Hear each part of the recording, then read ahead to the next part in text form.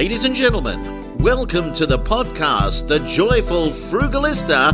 And now here's your host, Serena Bird. Hello, Frugalistas, and welcome. Today I have a very special guest, and she is someone who blogs and Instagrams all about saving money, and of course that is something that really aligns with the Joyful Frugalista. Welcome to Mel from Money Savvy Mama. Hi, Mel. Hello, how are you going?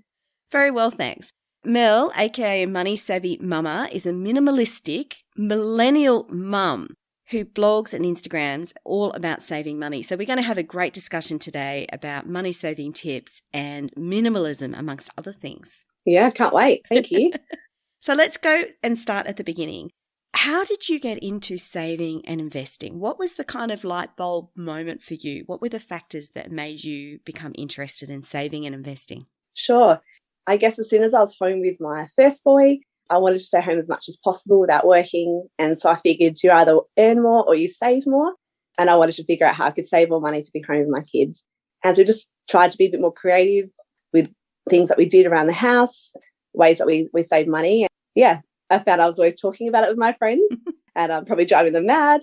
But I found it really fun and try to be creative with it. Had you been interested in personal finance before you had kids?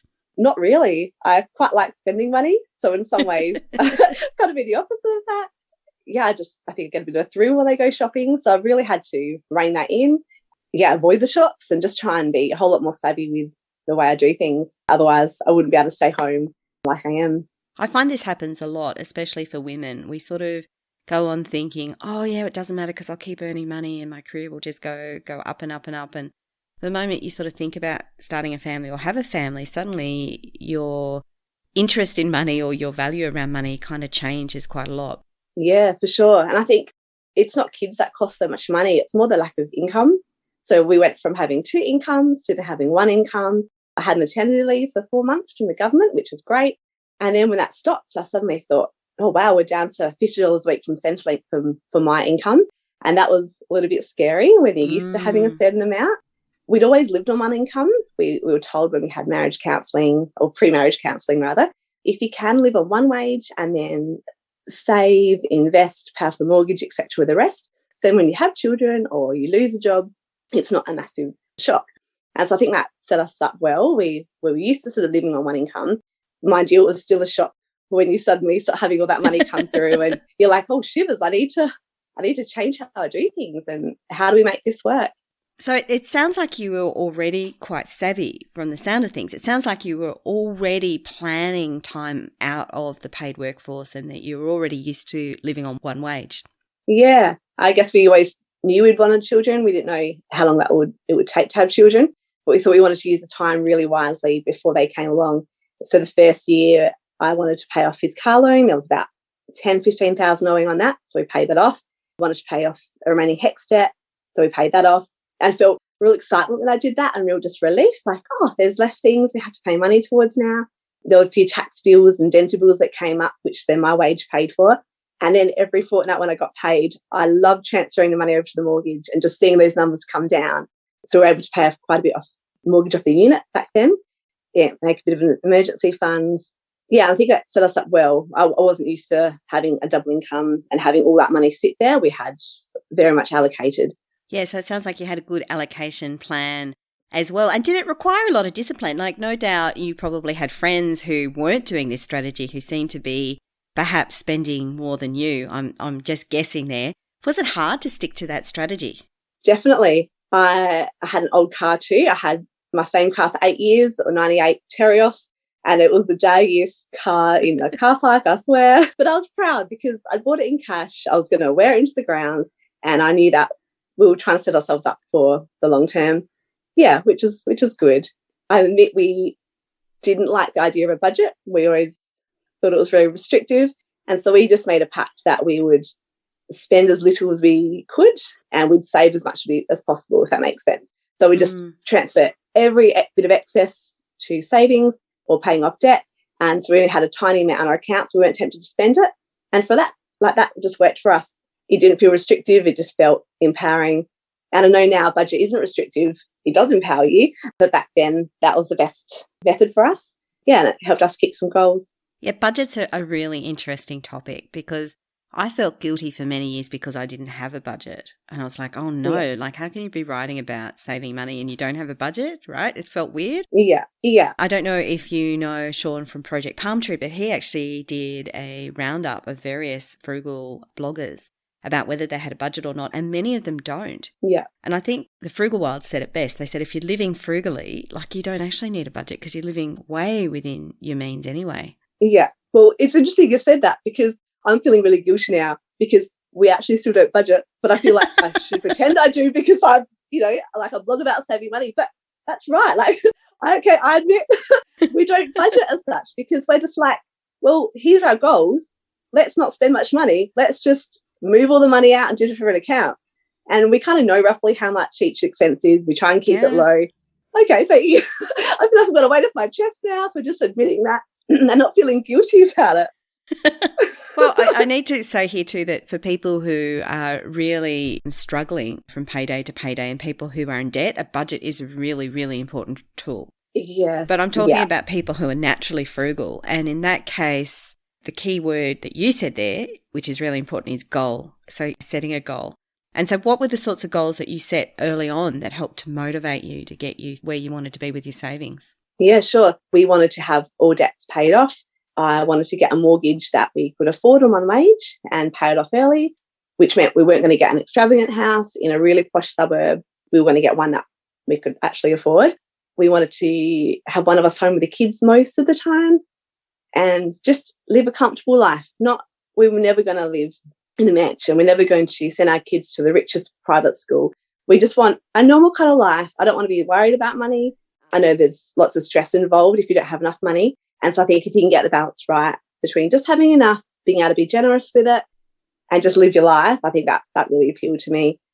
Going forward, I like to be more generous. I think I was more generous as a young person on a very low wage. I would just give a lot of my money away without really thinking about it. So I'd like to get back to that more in the next coming years as well. I feel like that's really important to give back. And we are incredibly blessed here in Australia. And as much as, we struggle with some things, so I feel like our needs are very different to those other around the world. Yeah, generosity.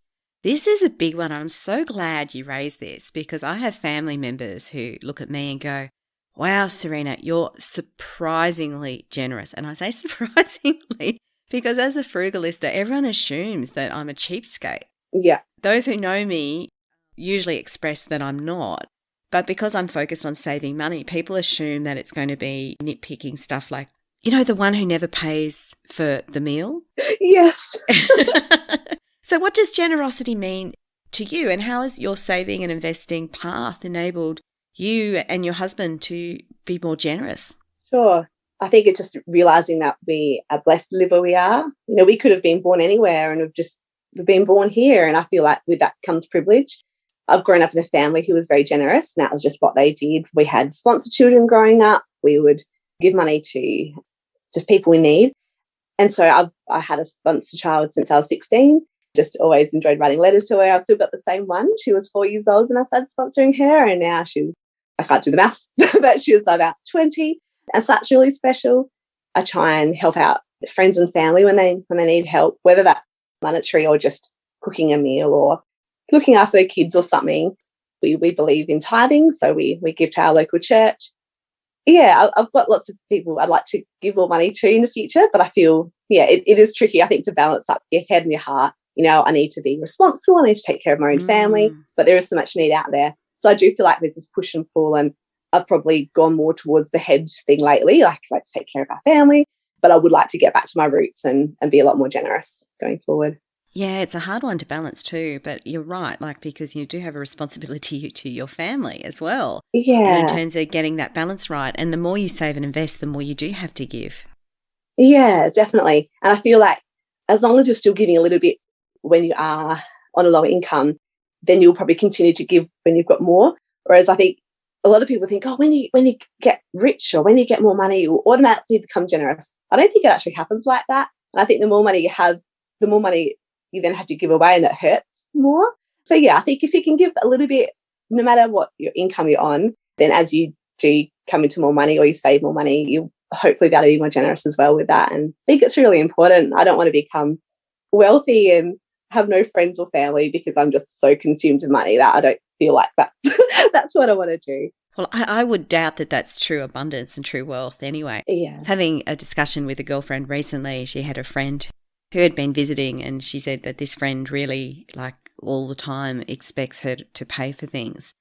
And she's like, well, that's how this person has got so wealthy. And I stopped her and said, but, like, is this true wealth? Like, you think about this. Would you want to go into business with that person? Yeah, no.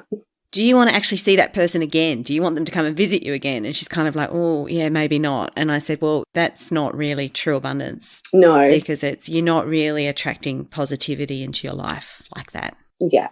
Yeah, for sure. Yeah.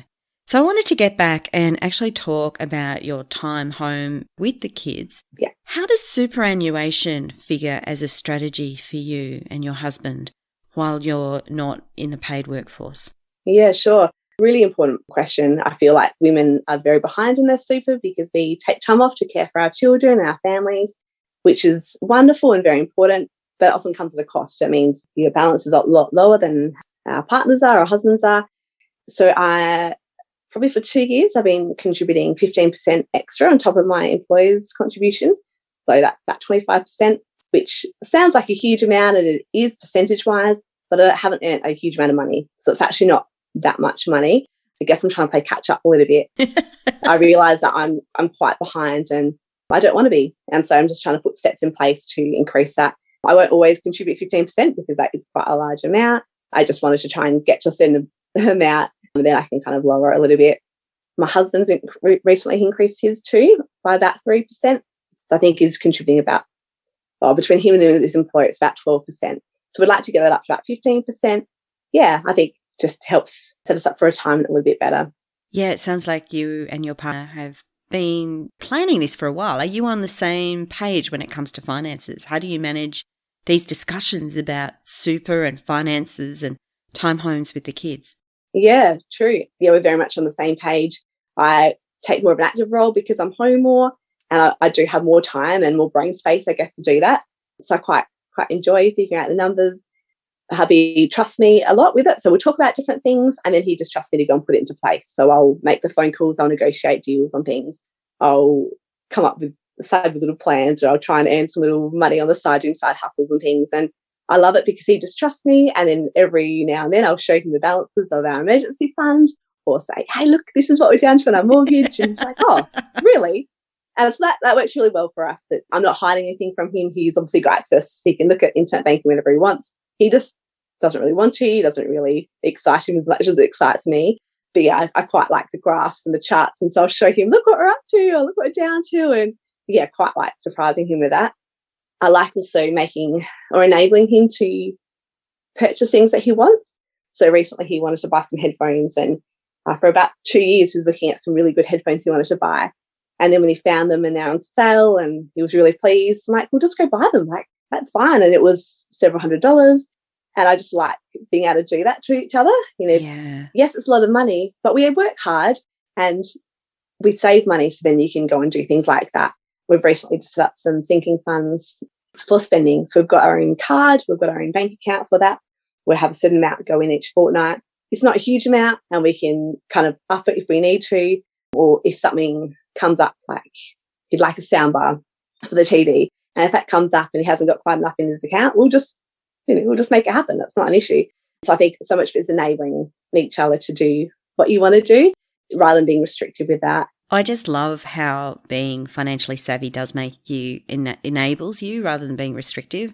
And I think a lot of people don't realise that. But, during COVID, hubby built 2 computers, one for each of my kids, and also got another new laptop. Now, we could do that because we had the savings and the money, and he also shopped around and got really good deals because, we're still frugal. So you still find the best things. But people sort of assume that you just don't spend money on anything at all. But because you're saving money on so many different ways, it means you do actually have the funds to spend money on things you do want. Yeah, definitely. And you don't want to work so hard and then have nothing to show for it or not enjoy your life at all. And I feel like you're not going to continue saving money if you're living that frugally or without any kind of treats. And we both got different things that we like to spend money on. But for him, sort of electronics, very rarely that's not something we enable him to do. And it's fun. It keeps the journey more interesting, and I think it's very important. Yeah, it is very important. So I want to ask a little bit more about parenthood too, and how that's changed your saving and investing journey as well. Is it harder now that you've got kids to be more focused on money, or is it easier? I think it's easy to be more focused on money because I do have more brain space. I kind of have more time and don't have more time all in one. More time at night, perhaps, than not in the daytime. And I think I have to be more focused on money. If I don't want to work a whole lot, I have to make sure I'm managing money better at home. And I'm not perfect at this. I feel like a bit of a fraud having a money page and stuff because I'm not perfect at it. And I stuff things up, and sometimes I go to Kmart and I still spend too much money on things, or, I love happen, the right? interior stuff at Kmart, so I hear you. It's really hard not to buy things there. Yeah, and $4 and $4 and $4 equals, $150 all of a sudden. So, I'm not perfect at all. But yeah, I try, and I quite enjoy the thrill of seeing what we can do with less money, I guess. I like finding things on the side of the road and selling them. I once found a slippery dip about 10 minutes walk from my house, and I thought, I think I could sell that.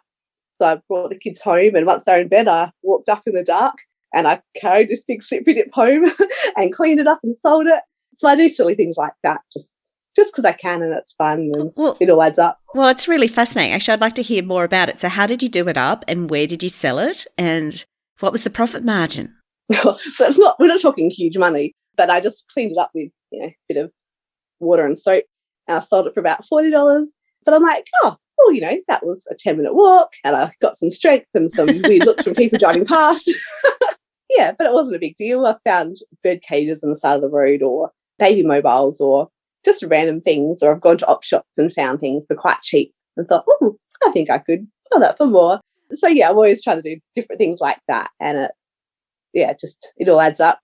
A few years ago, my husband had a big birthday, and I wanted to do something for him. So him and his brother and I came up with a plan to send him to the AFL Grand Final, all expenses paid, without him knowing.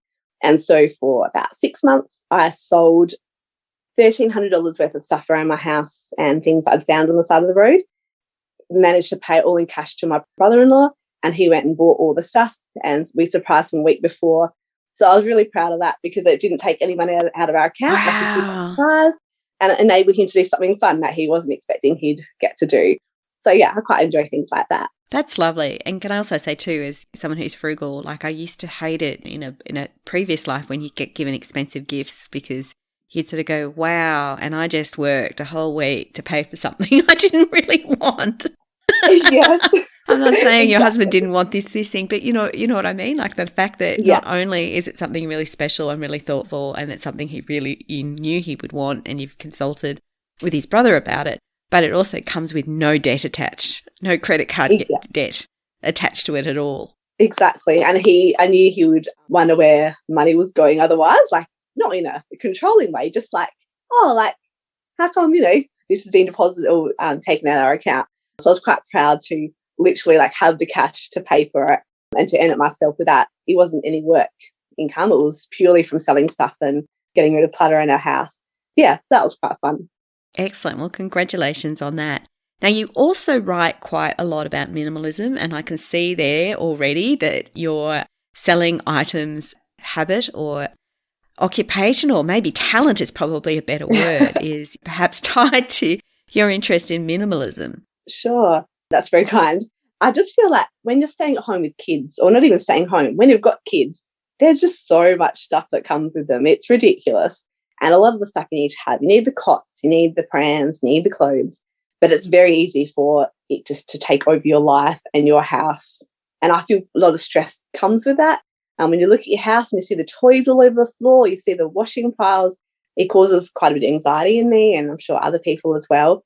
And so I'm like, well, I either just get used to this and learn to live with the clutter, or I spend all my time picking up after my children, which I still kind of do. Or it's unavoidable, isn't it? Yeah. Or I make some changes and get rid of a whole lot of stuff. And so I sort of opted with the last one.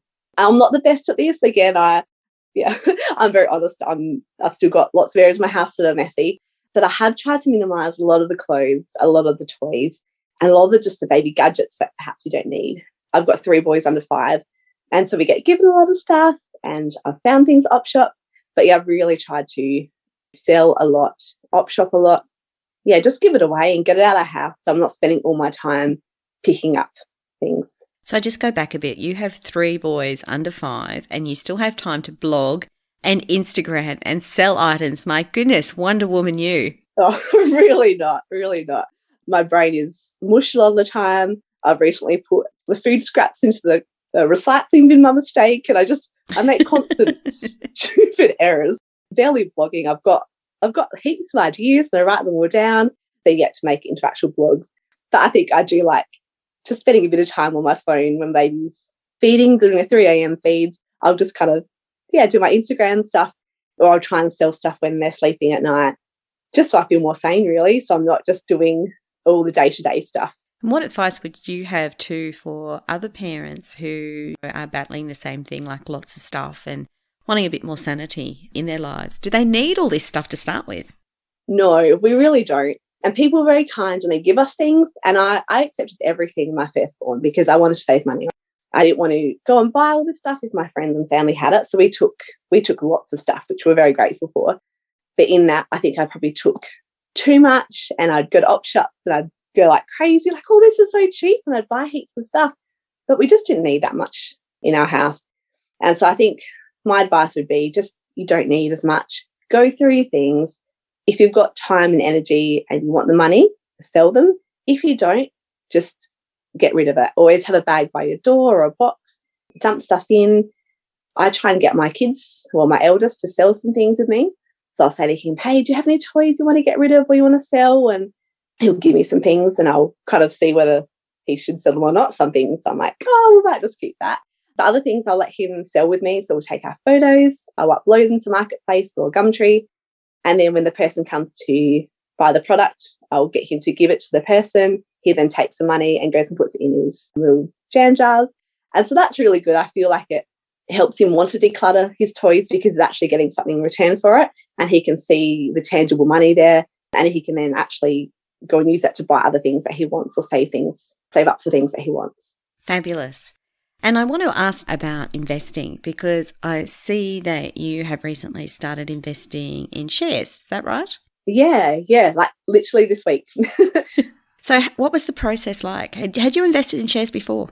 No, and we actually had some shares given to us by a family member years ago, and we ended up selling them to fund an overseas trip. So in hindsight, that probably wasn't the best thing, but we did it, and so be it. But going forward, I wanted to start investing. I wanted to make sure we had a fully funded emergency fund first. I wanted to make sure we had sinking funds for different things that will crop up as they do. But then recently I thought, no, I feel like things are in place. I can start the process of investing. So I saved $1,000 by bits and pieces, and then thought I'll use the platform of Perla just to start, just because I've been recommended it by friends, not because it's the best or whatever. I just feel like I wanted to give it a go. It's been great so far. Just disclosure here, I'm an early adopter of Perla. In fact, I was the second person other than the founders to use the platform, and I'm also an investor in Perla. So let's just say I like Perla. Yeah, it's great. How did you find the system, the platform to use? Yeah, really easy. I like the colour choice. Okay, so yeah, I'm such a girl. Yeah, that's really easy to use. I had my $1,000 and I figured out where I wanted to put it towards, got the confirmation email, and now I'm an owner of shares, and it's very exciting. So I think I've got the bug. I will try and, earn some more money and buy more as I can. But it's just good to start. Yeah, well, that's the key word, starting. Yeah. I think it's easy to wait until you've got everything lined up and until you understand everything. I don't understand everything. I still find it quite confusing, all the terminology and what's best to do. I don't really get it all. But I'm just starting and I'll figure it out as I go along. Yeah, I'm in it for the ride. Fabulous. Well, I want to ask one final question, which is, do you have a Frugalista tip? Sure. Oh, there's a few things. Probably cloth nappies would be one that I would recommend. I've used cloth nappies since my first was a baby. I've used the same lot of cloth nappies since with my third, and they just you've got the initial outlay of the cloth nappies, which probably costs us about $500. But then going forward, you don't have the ongoing cost of buying disposable nappies, which is brilliant. They're pretty easy to use, easy to wash, and they look cute on their bottoms. Yes, that's probably something I'd recommend. So it's been a while since I've had kids in nappies. My youngest is now 8. So how much is a pack of nappies, disposables these days? Well, you mightn't even know because you're not buying them. Well, I do still use them overnight. So that we buy the cheap ones. We just buy Coles or Aldi ones, so about $10 a packet. But, if you're buying the Huggies or other brands, they can be, 20, 30, even more a packet. So it definitely adds up when you've got multiple children. I think they say it can cost between $2,000 and $3,000 per child to have them in nappies from birth until toilet training, give or take a bit depending on brands that you use. So yeah, it's definitely expensive. We bought some modern cloth nappies when I was pregnant, and we thought, well, I've got a bit of money, I'll sort of buy them, put them aside, bought some cloth wipes. And that's been really good because now that we're on a lower income, we're able to not have to fork out all that money and not have to run to the shops all the time for nappies, which is the biggest pain for me, I think. The brand I've got is quite good. You only have to wash them about 3 times a week, or do about 3 loads a week rather. They just look cute hanging on the line, they dry. I've used the same nappies for 5 years and they're still going well. And they're obviously easy to clean. Yep, I scrape off bits into the toilet or use a little hose, chuck in the machine, do a rinse cycle, and then just do a normal cycle. And there's no stains, no scrubbing, no soaking, and hang them on the line and they're great. Yeah, they're honestly heaps easier. My mum used to use the big cloth cherry toweling type ones with a big nappy pin, and I remember helping her to fold them and put them on my siblings. I remember seeing them on the line, and the scrubbing and the soaking that would involve. It's a whole lot easier these days. I'd highly recommend people give it a go if they're interested. It's really not as hard as it's made out to be. Wow, well, that's good advice. I think I'm done with my kids. But you never know. Might end up with grandparent duties or something, or aunt duties or something at some point. So it's really good to know. And I think you actually have a second Frugalista tip as well. Yeah, this is a bit of a different one. I enter competitions. I've had a bit of success over the years. I've entered a whole lot of competitions. I've ended up winning about $30,000 worth of prizes from entering competitions. $30,000? Yeah. So this is probably over 10 years worth of entering. Things like I've gone to the US twice. I've won an Ozpig cooker. I've won a spring-free trampoline. I've won a feeding chair. I've won gold coins, $500 cash. I've won a car fridge. You've won a lot of stuff. They're probably the big things. Yeah. So, yeah, lots of fun. People kind of hate me sometimes. But I do just enter a whole lot of stuff. I think the US trip, the first one I won, was the best one. I had to write 25 words or less, so I made up a limerick. I made it all rhyme, and that won the first stage. And then I got to run Adelaide Oval against a virtual plane, and I won the race, and then won $15,000 worth of business class flights to either New York, London, Paris, or Rome. And so I opted for New York. That was quite amazing. Wow. And actually, in my book, I talk about my love of competitions, not on your scale, I might add too, but yes, when you've got 25 words or less, you don't just go, I would really like to win the contest because I would really like it. Yes, exactly. You've got to make it sound. Yeah, that's not going to win it for you. It's got to stand out in some way. Yes, definitely. And I feel like I quite enjoy writing, and for so long I didn't have the time or energy or motivation to write big things. And so I'd use competition entering as a way of getting that creative flair out. I've got a boy, my firstborn, didn't sleep much in the first few years. So I'd often be sitting next to him in bed or next to the cot trying to get him to sleep. And I'd be on my phone and I tried to make it count. And so I'd always be entering competitions and writing limericks and poems and things. And I think that's the clue. You've got to find the right competition, the smaller ones, the ones people don't really enter, add some creative flair, and you can have some success. And yeah, it's been pretty cool. So I recommend people, if they want to enter competitions, just enter a whole lot and you might win one. That's great advice. And just to give it a go. And you never know, you might find yourself after COVID has sort of abated a bit on a flight business class headed to New York. Yes, exactly. So thank you, Mel. It's been such a delight having you here on the podcast. And I'm a big fan of your Instagram page. So how can people find your Instagram account and connect with your blog? Sure, that's very kind. Yeah, feel free to come check me out. Money Savvy Mama, so MAMMA. I've got a blog on WordPress that you can find all the links in my bio on my page. Yeah, I'd love to connect. Come say hi and join the community. Wonderful. And do also make sure to join the Joyful Frugalista Facebook group, and I also have a Facebook page, and connect on conversations with this and other things. So thank you very much for listening. You've been listening to The Joyful Frugalista with Serena Bird. She actually likes everybody. And of course, sound has been by Neil Hadley. We could watch the boats float by. You could talk, and I would listen. I would understand your mind. Oh, I'd love to be with you, walking toward the sea, and the times when I'm lonely, you could be the one to comfort me every day. I am thankful that our separate paths have crossed. Every night I lay my head down, I know I'll never feel so lost.